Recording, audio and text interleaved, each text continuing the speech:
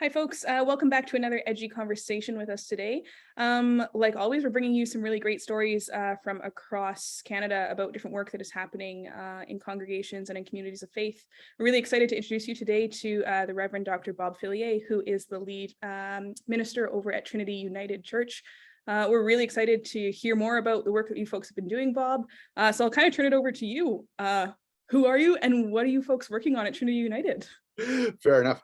So as you said, most people call me Reverend Bob. And I'm in ministry with an amazing group of folks in Prince George, British Columbia. So if you've never kind of figured out where Prince George is in the Canadian landscape, the easiest way to explain it is to kind of stick your finger where Edmonton is and go towards the Pacific. So head further west and your finger will eventually kind of go over Prince George on your way to the ocean. They talk about us as being northern BC, but we're really kind of smack dab in the middle of BC. It's really kind of funny. Anyway, so that's where I'm in ministry. Before I kind of jump into what the project is we're doing, you kind of need a little bit of history. So I've been here, I'm in now my 7th year. And when I came, there were 2 United churches in town. One that was kind of doing its thing and doing pretty good. And another one that had experienced a kind of period of significant decline. And the 2 decided to merge together. And one of the pieces that we committed ourselves to when we did that was that we wouldn't kind of abandon our downtown ministry. Right? So the main site is more suburban, kind of surrounded by housing and that kind of stuff. And the other building, the other site we do ministry out of is downtown. And it's been downtown in the city longer than any other Christian expression. So we celebrated 110 years a couple of years ago, and it's pretty much been at the corner where it is now in some shape or form since about 1920, right? So started off as literally a tent ministry. It was a canvas tent, right? Divided in half with a drape.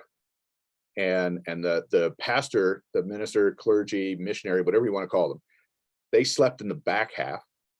And the front half was, and they were Methodist. So the front half was used for prayer meetings, right? During the week, or sorry, on Sunday. And then during the week, they served a soup kitchen out of the front half of the tent. That's literally how, at the time it was Knox United Church, but what would become Trinity United Church. That's how we started. And so that sense of being kind of blending kind of, the spiritual, the religious with kind of hands-on, serving the community, kind of roll up your sleeves, get in there and do what you can. I refer to that as being like bred into our DNA. Like that is just so much a part of who we are. In the 50s, we did pub ministry here in Prince George. Before pub ministry was even a thing. It was like, well, we were Methodists, right? So, or Methodist by heritage. So it was like, well, what did Wesley do? Well, he did stuff outside of a pub. Well, okay, so can we, right? Kind of thing. So it's that part of us, of who we are and our expression of ministry is really kind of just part of our culture and our DNA. We express it as naming it as one of our core values of being joyful service, right? So we joyfully serve both inside and outside, right? And we kind of try to balance those out.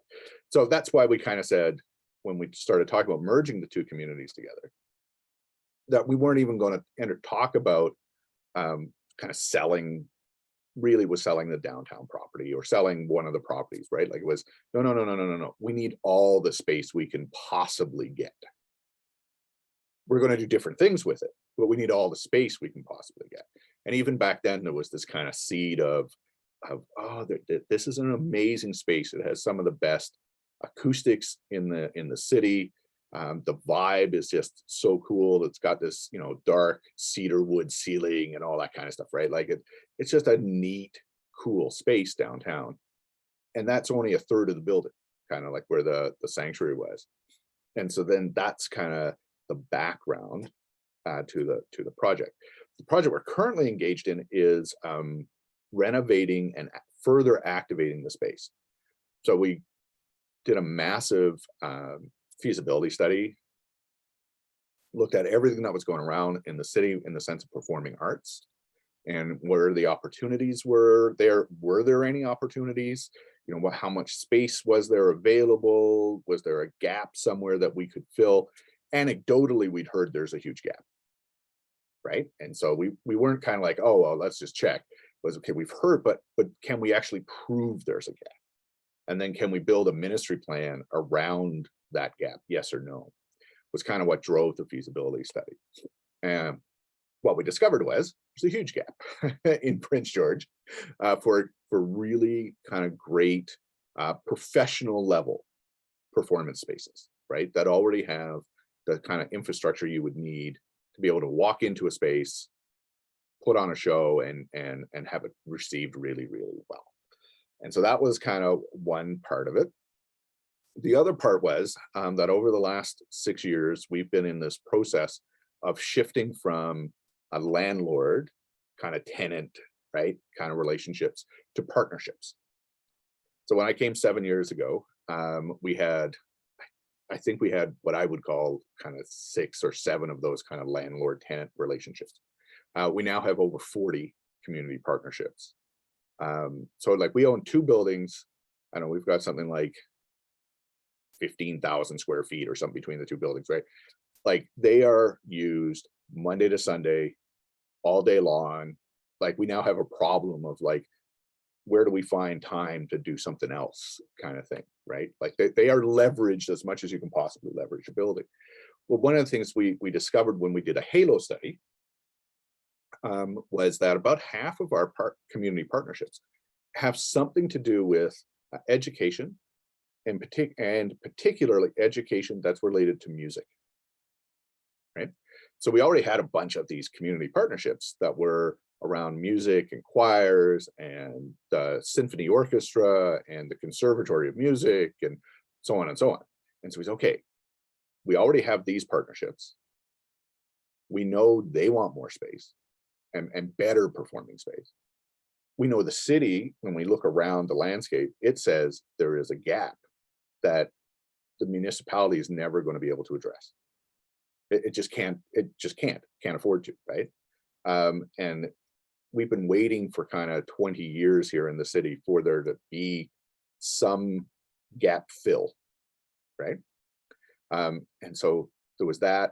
Then we held some consultations as part of the feasibility study. And then we came up with this ministry plan to further activate the space that was the Knox Sanctuary downtown and turn it into a performing arts space. And so then we started. Then and so we kind of had like a 2 to 3 year plan. Like this, right? We'll do it in stages, a very United Church approach, right? Do it in stages. We'll have a group and it'll be managed and we'll have some meetings, blah, blah, blah, right? Okay. February of 2022, there's a fire downtown. And, somebody's outside and it's cold and they're on our fire escape and they make a little fire to try to stay warm. And they, for whatever reason, kind of walk away from it. And it kind of smolders away and eventually burns into the building, right? Thankfully, someone noticed. Fire department gets there really fast and, puts out the fire. There's not a lot of fire, like flame damage. There was a lot of smoke damage and a lot of water damage, right? So what was kind of a 2 to 3 year plan now became can you get this done in 6 to 9 months? Like, right? So we went from there to like here. And one of the neat things about this community is we've very intentionally developed this culture of risk taking and not being afraid to try something. And if it doesn't work, going, okay, what do we learn from that? Then let's retool and we'll try something different, right? And so we kind of looked at that and said, didn't plan it, but we can make this work, right? The other piece into that is that on Easter Monday, I went on sabbatical. So I was gone for 3 months of that on top of that. So, but yeah, we can do this. We've got the capacity. We've been nurturing that and supporting that so we can make that work. And so we took what insurance was going to give us. We went to our community partners and said, hey, folks, this is going to move a lot faster than we thought. We need your help. We started grant writing got our first big grant in June from Northern Development Initiatives Trust, NDIT, for 137,500. And then the congregation put together a funding package to match that. And then since that, we've gotten a couple of other grants, and we're still writing grants, right, to do it. At the end of the day, we will have a professional level, about a 300 to 350 person capacity, like seating capacity, performance space that is really kind of turnkey. It will be the only venue quite like it in British Columbia, right? We're kind of one of those groups, like we were like, either go big or go home kind of thing, right? So, right, it wasn't enough just to, oh, well, let's, tear out the pews and change, the stage. We're like, no, anybody can do that, right? So we've added about 75 square feet to the stage. We had this weird heating system that the pipes for it, if you can picture this, so it's like a radiant heating system. Pipes came up underneath the pews and ran across underneath the seat and then went back down in the floor. Went across the aisle, came back up and did the same thing, right? So we actually had heated pews, right? In the 50s when it was built, they kind of like winters can be really harsh in Prince George. So like we'll put in these heated seats and you could stick your feet on them and dry out your footwear while you were in worship, right? Kind of thing. So anyway, but it meant we could never remove the pews, right, without dealing with the heating system, which just meant, your cost went up by 200%. Insurance was going to help with that. So we tore out the pipes and put in a new in-floor radiant heating system. Took out the pews, put chairs in, reconfigured the stage or the chancel that now became the stage, took out the choir loft, removed the organ pit, did all that kind of stuff. We're re-raking the balcony for like a theater rake, right? So you have unobstructed sight lines. We're putting in about $120,000-$130,000 worth of light and sound equipment, right? So professional stage lighting, audio that is designed specifically for the space, it's tailored to that, professionally designed and installed, all that kind of stuff. And the next step then is to go one step further and say, we want to be able to broadcast from the site. We want to be able to do green screen work on the site. We want to do post-production work on the site, and put that all in one venue, right? So there are other places in BC where you can do all this stuff, but you have to go to 3 or 4 different places, right? This is one spot, come in. And then when we talk to performers, they said, oh, Bob, one of the things that's missing from like every venue we go to is laundry and a shower. And we've kind of gone, oh, we could figure that out. And we discovered that there was actually in the building plan back in the day, like in 56 when it was built, they put in this little vestry for the clergy person that actually had a little tiny corner sink and a toilet. And the plumbing is still there. The fixtures are gone, but the plumbing is still there. So we're like, ooh, we'll tear out a wall. We'll make an accessible washroom for artists. We'll put laundry in there and a shower. And so at the end of the day, kind of like by January or February of 2023, if you were an artist, you could show up, put on a load of laundry, do your sound check, get a shower, shoot some green screen footage for a video, do a show, do your post-production work, and go on to your next venue. Well, grab your laundry on your way out, right? Pick up your laundry and then go to the next venue. All in one place. All in one place. And for us, we see that as an expression of our value of being of joyful service. We have a commitment to making sure that we're encouraging new and emerging artists, particularly if they're part of the Lheidli T'enneh Nation, right? Encouraging Indigenous artists, making sure we're creating spaces that are affordable and accessible So there are some other spaces in town, but they're very expensive to use as an example. Our goal is to make space that's affordable. There is no publicly available accessible stage in town. So one of our pieces is to put in a platform lift to make sure our stage is fully accessible. And it'll be the only one like it in town, kind of thing. So that's, and then to leverage out from that, right? Continue to build those partnerships to say, you know, there was a time, at least this is my phrase or my kind of concept. If you go back a couple of hundred years, churches were kind of the main spoke in community life, right? If you wanted to do a fair, it was probably at the church. If you wanted to do recitals or whatever, right? Like all those kinds of things, all those big community events happen in religious spaces. And so one of our kind of taglines is we want to put the church back at the center of the community, right? And the only way to do that is to really say, and this space needs to be community space. It's not just church space, right? But so we still run, you know, our programs down there. We do a queer labyrinth down there at the downtown site, funerals, weddings, worship. There's an indigenous faith community that meets downtown, 12-step groups downtown. There's choirs, there's music lessons. The symphony just did a chamber music and kind of finger food kind of thing down there, right? We've got the space about 60% renovated, and they're like, we don't want to wait anymore. Like 60% is good enough. Let us in. And so they did their first event on Saturday. You know, but it's all about kind of building those partnerships.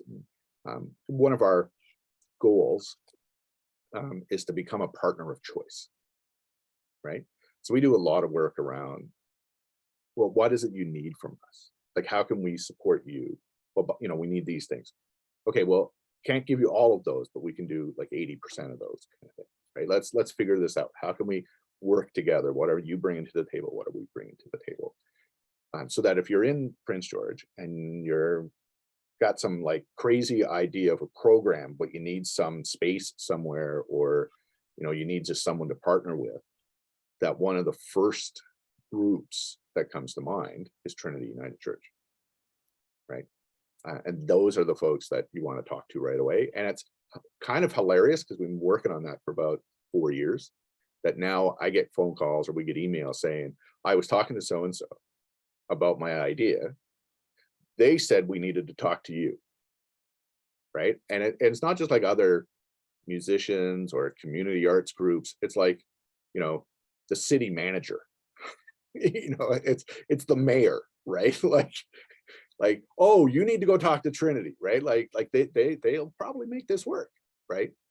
And that's kind of the reputation that we've started to develop, right? It's not a church community that's inward focused. It's a church community that comes together for worship so that we can go out and be the church. And that's kind of who we are, and that's what we're doing. Wow. I'll take a breath now. I mean, like, I love it when people do my job for me. It's Right. so good. And I'm like, I have a million questions. I could talk to you for hours about this. And I think like things that I hope viewers will really hear that really stood out for me, this sense of like, what's the gap and can we build a ministry around it, is such an important way of moving out into community. Because then it's about what can we do? And this is your piece about joyful service. Well, and it naturally kind of becomes organic in that sense. Like, it's very grassroots. This whole project is, you know, artists and performing arts groups coming together and saying, this is what we would like to see in the space, right? Not us saying, we know what you need and we will design it. And, you know, if we build it, you will come, right? It's not that kind of approach at all. And so, but really kind of spending the time building those relational networks, building those partnerships, kind of grassroots up, not waiting for, you know, somebody else to say, oh yeah, here we go, you know, we can do this kind of thing, but really kind of figuring that out. And when you find those gaps and kind of figure out, so who would the gap be serving and how is that ministry? Then the other pieces, I mean, the part that we found anyway, don't get me wrong, it's a lot of work. Don't let me downplay. It is bucket loads of work, right? We've got about 700 volunteer hours invested in the renovation so far, right? Neat part is not just church people, right?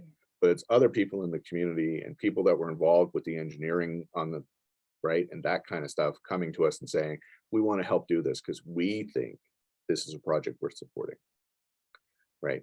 So when you do that work, it, it does get easier, right? Like people are like, oh yeah, let's make this happen, right?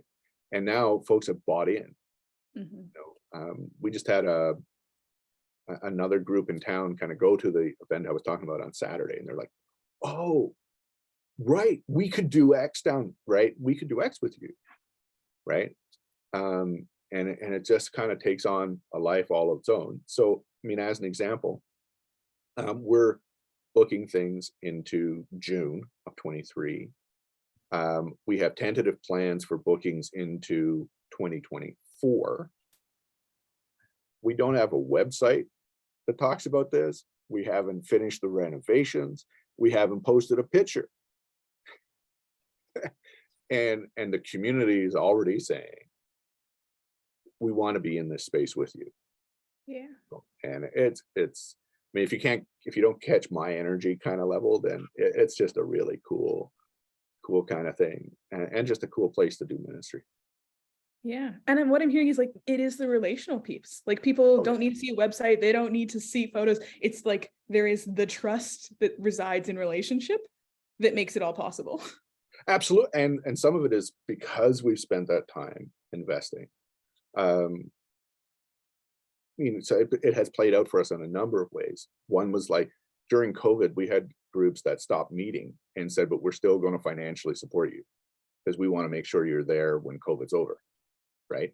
When we did a Halo study, with the Halo study, we discovered that our ratio, if I remember right, the national ratio looked really, really good. It's like $1 in turns into $4 and change of social impact, of community impact, right? Our Halo is $1 in turns into over 12, right? And that's kind of a numbers reflection of the time and energy we've spent investing in relationships, right?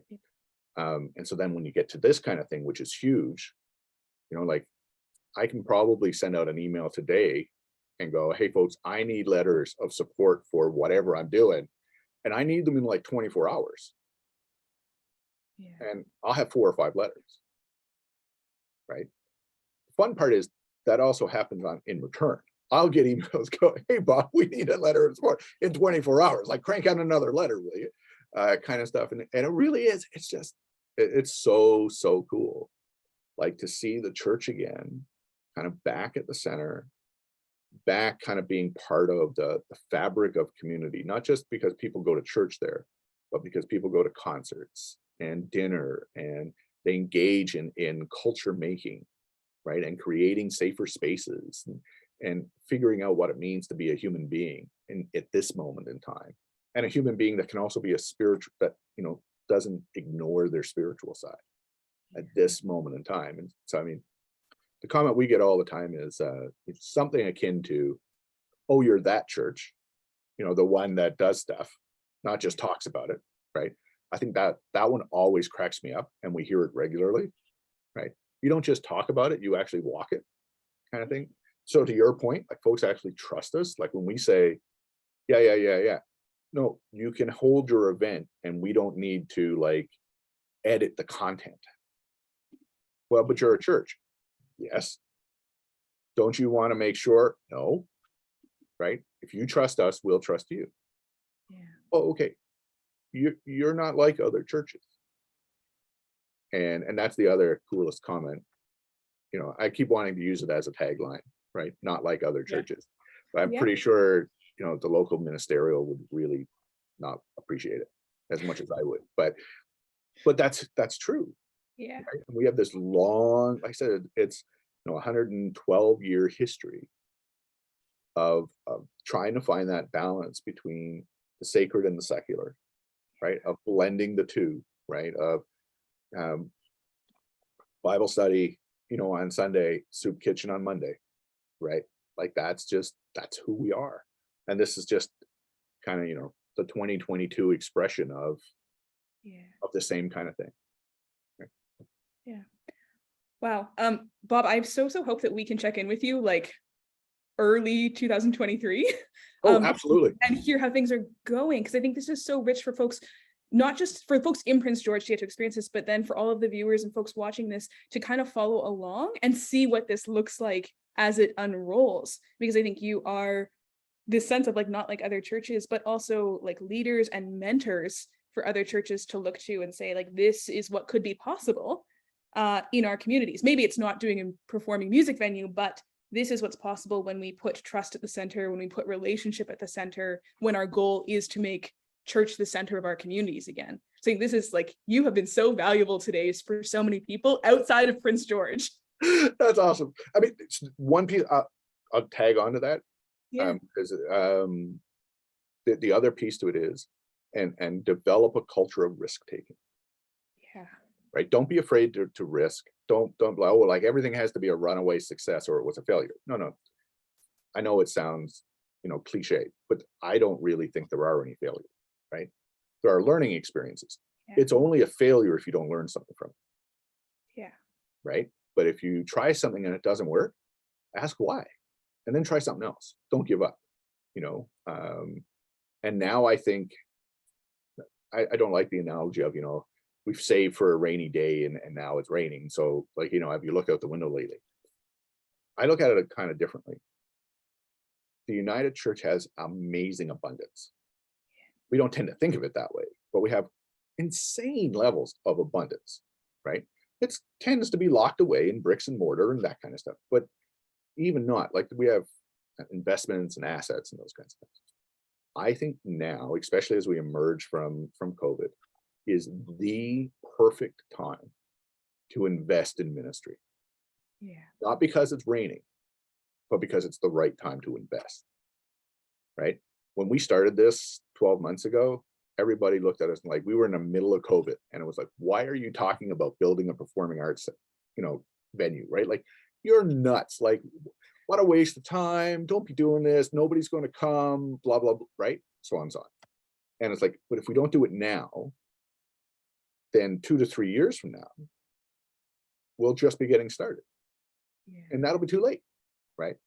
So, I mean, if there was ever, a time to invest in ministry and to take some of those risks and say, maybe it's not a performing arts venue in your particular ministry context, but I guarantee you there's some gap in your community. I guarantee there's a gap. Figure out what it is, figure out how to turn that into a ministry plan, and absolutely now is the time to invest. The best thing I think that the general council came out with was the bold discipleship statement. I like the other ones too, don't get me wrong, but Yeah. If there ever was a time for bold discipleship and a time to invest in ministry, that there is no better time than today. No better time. Amazing. I couldn't possibly end it better than that. So I will leave you with those incredibly important words from Reverend Bob. Bob, thank you so much for your time today. This is phenomenal. I think call to action is what I'll say for other folks about let's do bold discipleship. Let's do it now. Thank you so much. Awesome.